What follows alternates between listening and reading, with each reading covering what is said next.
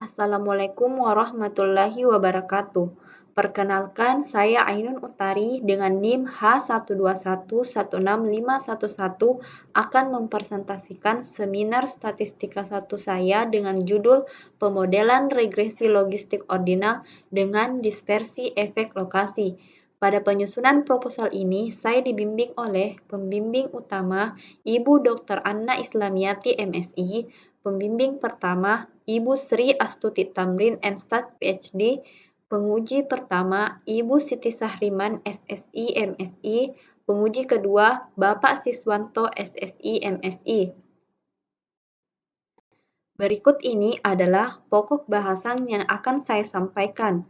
Bab 1 pendahuluan membahas mengenai latar belakang rumusan masalah, batasan masalah, tujuan penulisan, dan manfaat penulisan.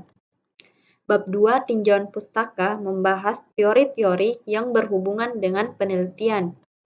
Bab 3 metode penelitian menjelaskan tentang sumber data, variabel penelitian, dan tahap-tahap analisis. Latar belakang adanya penelitian ini yaitu analisis regresi. Analisis regresi adalah teknik statistika yang berguna untuk memeriksa dan memodelkan hubungan antar variabel. Analisis regresi terbagi atas regresi linear dan regresi non-linear. Salah satu model regresi non-linear yang seringkali digunakan untuk data kualitatif atau kategorik adalah regresi logistik. Regresi logistik merupakan salah satu metode klasifikasi yang berkaitan dengan respon data yang berupa kategori, baik nominal maupun ordinal dengan peubah bebas berupa kuantitatif atau kategori. Pada analisis regresi logistik, model regresi logistik ada yang bersifat dikotomis yang mensyaratkan variabel respon terdiri dari dua kategori dan bersifat polikatomis dengan variabel respon lebih dari dua kategori dengan skala pengukuran bersifat tingkatan atau urutan yang dikenal dengan regresi logistik ordinal. Penelitian mengenai pemodelan regresi logistik ordinal telah dilakukan oleh beberapa peneliti, yaitu Liu, O'Connell, dan Koiralah tahun 2011. Pada penelitiannya menyatakan bahwa pendekatan regresi logistik ordinal dengan continuation ratio untuk memodelkan data kemampuan matematika dapat diprediksi dari seperangkat praktek siswa di kelas. Peneliti selanjutnya yaitu Bunyanra dan Ashara tahun 2017 menyatakan bahwa model odds proporsional menunjukkan bahwa jumlah anak yang lahir dari ibu, usia ibu saat melahirkan, tingkat pendidikan ibu, dan tingkat pendidikan rumah tangga memiliki dampak signifikan pada status imunisasi dasar lengkap anak. Namun, menurut M. Kulak, model odds proporsional dan model kumulatif lainnya tanpa efek dispersi tidak mampu menjelaskan ukuran penyebaran atau variabilitas subpopulasi. Allison tahun 1999 menjelaskan bahwa masalah efek dispersi yang sebelumnya diabaikan telah menemukan banyak perhatian dalam ilmu sosial.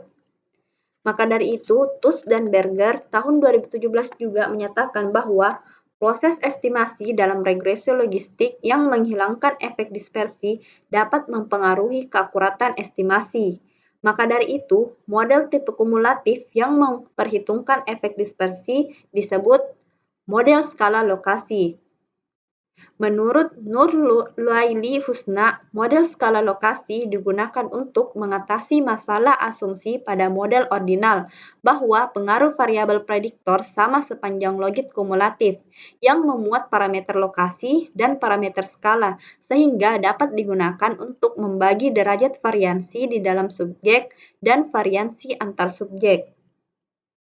Oleh sebab itu, penelitian ini akan mengestimasi model regresi logistik ordinal dengan pendekatan dispersi efek lokasi. Untuk memodelkan dispersi, efek lokasi dipertimbangkan pada prediktor yang berbentuk linear, sehingga model dapat diestimasi melalui kerangka kerja model linear. Selanjutnya, penelitian ini akan mengaplikasikan model regresi logistik ordinal dengan dispersi efek lokasi pada data status gizi balita berdasarkan tinggi badan menurut umur tahun 2019 di Puskesmas PKI Kabupaten Barru. Menurut buku SK Standar Antrometri Penilaian Status Gizi Balita berdasarkan tinggi badan menurut umur terdiri dari 4 kategori, yaitu sangat pendek, pendek, normal, dan tinggi, yang merupakan variabel respon berskala ordinal, yang artinya memiliki tingkatan atau urutan. Maka, data status gizi balita dapat dianalisis menggunakan regresi logistik ordinal. Dari latar belakang yang saya jelaskan tadi, maka rumusan masalah pada penelitian ini yaitu 1.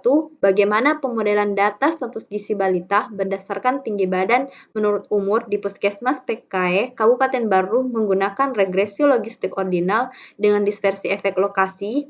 Yang kedua, bagaimana tingkat pengaruh faktor-faktor pada status gizi balita berdasarkan tinggi badan menurut umur di Puskesmas PKE Kabupaten Barru menggunakan regresi logistik ordinal dengan dispersi efek lokasi.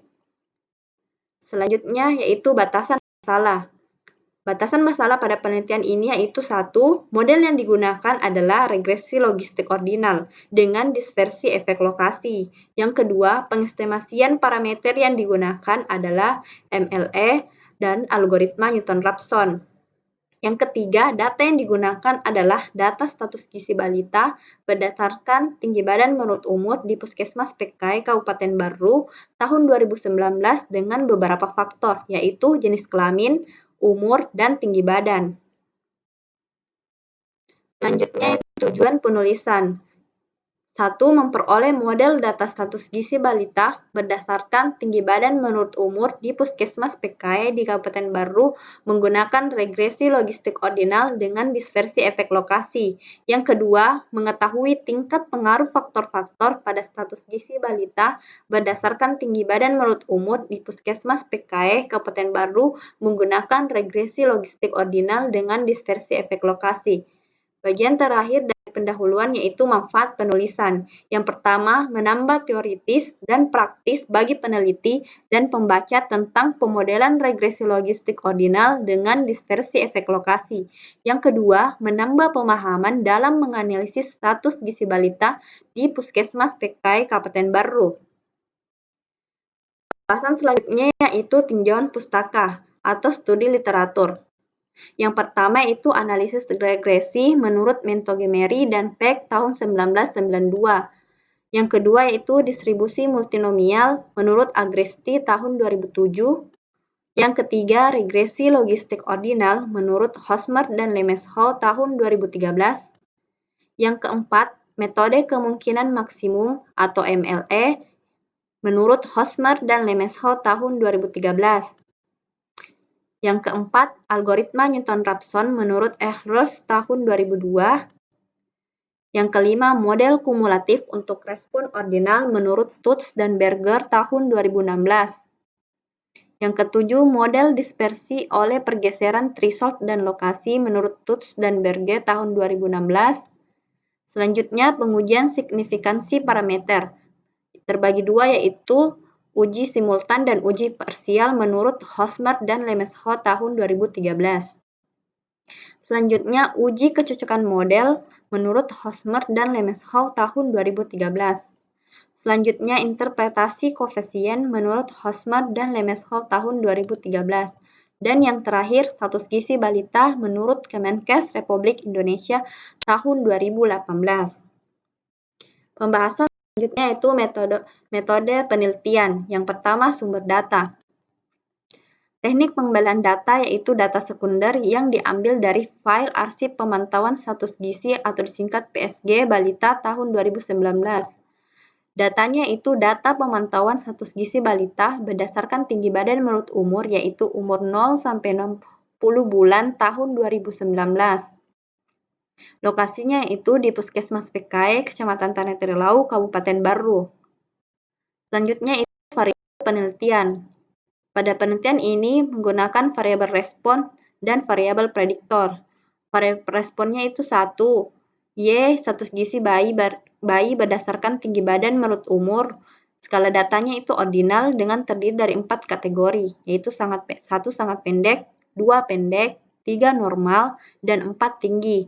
Sedangkan variabel prediktornya terdiri dari 3 variabel, yaitu X1 jenis kelamin, skala datanya nominal, kategorinya itu 1 laki-laki, 2 perempuan. X2-nya itu umur berdasarkan bulan, skala datanya itu rasio, kategorinya kontinu. X3 yaitu tinggi badan berdasarkan sentimeter, skala datanya rasio, kategorinya kontinu. Selanjutnya itu metode analisis. Yang pertama, menganalisis data dengan analisis deskriptif, yaitu eksplorasi dan korelasi data. Yang kedua, memodelkan regresi logistik ordinal dengan dispersi efek lokasi. Ada 2 tahap, yaitu mengestimasi parameter menggunakan metode MLE dan algoritma Newton-Raphson. Yang kedua, memodelkan dispersi dengan menambahkan efek spesifik kategorik pada prediktor. Yang ketiga, melakukan uji signifikansi parameter secara simultan dengan uji rasio likelihood. Yang keempat, melakukan uji signifikansi parameter secara parsial dengan uji Wahl. Yang kelima, melakukan uji kesesuaian model dengan uji deviance. Dan keenam atau yang terakhir, menghitung dan menginterpretasikan nilai odds pada masing-masing variabel prediktor yang signifikan. Yang terakhir, daftar pustaka. Adapun daftar-daftar literatur yang saya gunakan pada penelitian ini dapat dilihat. Sekian presentasi saya. Assalamualaikum warahmatullahi wabarakatuh.